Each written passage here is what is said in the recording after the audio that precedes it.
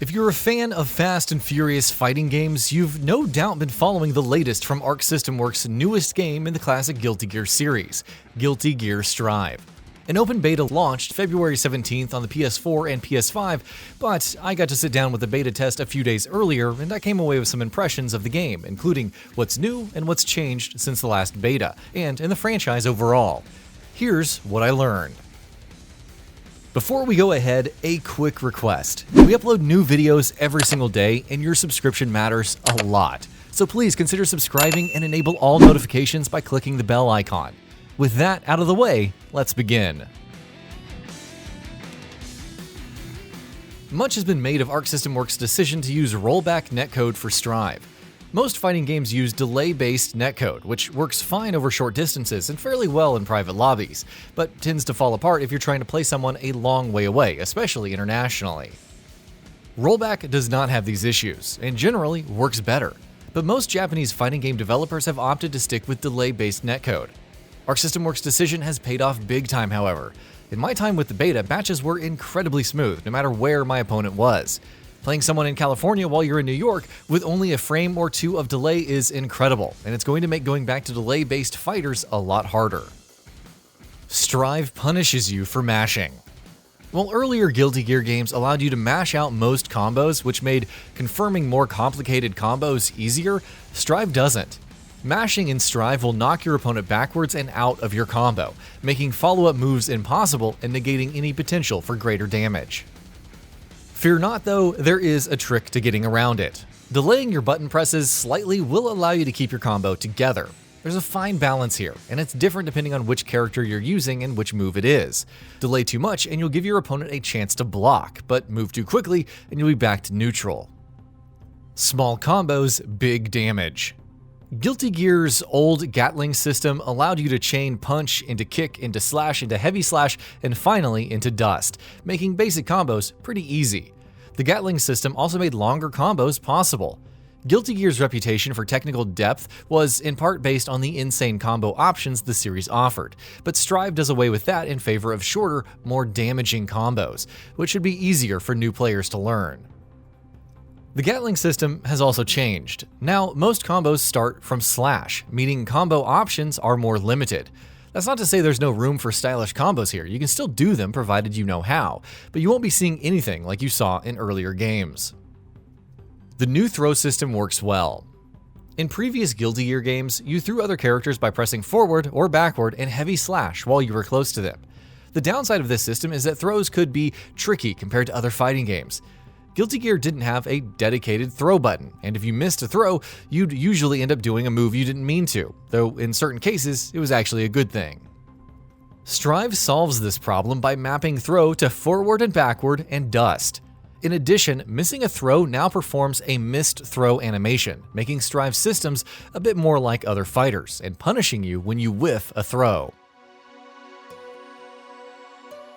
In addition, the dust ability is also a bit of an overhaul.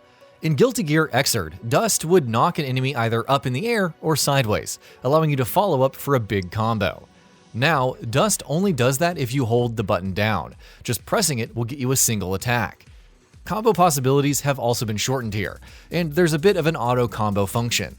Pressing any button twice after executing a dust will perform a quick combo that knocks the opponent back down to earth. Like other games with an auto combo system, you can press different buttons to customize your moves here, but you're still more limited than you were in previous Guilty Gear games. Meter comes at a premium. Even simple combos hit really hard in Strive, so matches are fairly short, meaning you won't have many opportunities to build up a lot of super meter in a round. Use your meter wisely, but don't be afraid to spend it. It resets between rounds, so you cannot take it with you. The new characters fit in well. Guilty Gear Strive has a lot of new characters, but they fit into the cast really well. So far, only 2 of Strive's characters are new, with 12 returning from previous games. Welcome back, Anji, and 1 still left to be revealed. Giovanna is a rushdown character whose moves remind me a bit of Juri from Street Fighter. She excels at getting in the opponent's face and delivering quick, powerful strikes. In battle, she uses a spirit wolf named Ray to help her out, and she has a unique mechanic where she does more damage as she builds tension, super meter. Naori Yuki is a vampire samurai with a big sword. His unique mechanic is the Blood Gauge. When it's full, he enters Blood Rage, which gives certain attacks more range and grants access to the powerful Zanzetsu special move. The downside is he takes damage as long as he's in a Blood Rage, and loses access to his other special moves. He's got good range and fairly high damage, and his unique mechanic means he'll be an interesting addition to this cast. The new Roman cancel system is pretty deep. Guilty Gear's signature Roman cancel system has also seen an overhaul. The basics are still the same. By spending half of your tension meter, you can cancel any move, allowing you to continue a combo or get yourself out of trouble at the last second. In Strive, Roman cancels done during combos, or red Roman cancels, now actually hit the target, extending your combo automatically. If you want to avoid that, you can skip it by immediately pressing a button after you Roman cancel, and that attack will come out instead. In addition, Roman cancels can be done during jumps and dashes, allowing your character to shift in any of the 4 cardinal directions, opening up more movements and combo possibilities. You might only unlock collection items by fishing. In Guilty Gear Xrd, you could unlock art, music, voice lines, new colors, and several other pieces of content by buying them directly in the game's collection. You could also spend a set amount to fish for an item, though what you'd get would be random. Strive's menu descriptions imply fishing will be the only way to unlock everything. We could be wrong, but if we're not, be ready to spend a lot of time by the pond. There are still no instant kills. While each of Strive's characters has got new moves and seen modifications to their old ones since the last beta, instant kills are still missing in action. In previous games, each character could enter an instant kill mode by pressing punch, kick, slash, and heavy slash at the same time. Once in the mode, they could perform an instant kill attack. If it hit, it would immediately end the round, no matter how much health your opponent had left. Missing the attack, however, would cost you your tension gauge until the next round.